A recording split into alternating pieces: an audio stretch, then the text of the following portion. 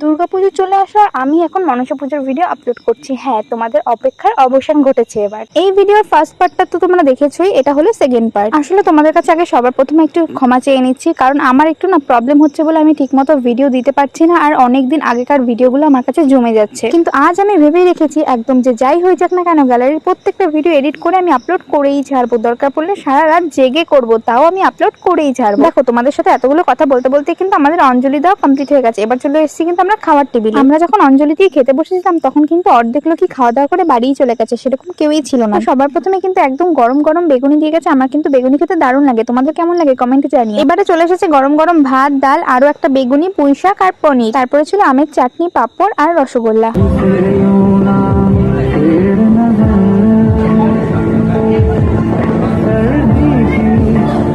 খাওয়া দাওয়া শেষ করে একটু ফ্যানের সামনে বসে এদিকে গান চলছে আর আমি এদিকে একটু ঢং করে নিচ্ছিলাম ক্যামেরা।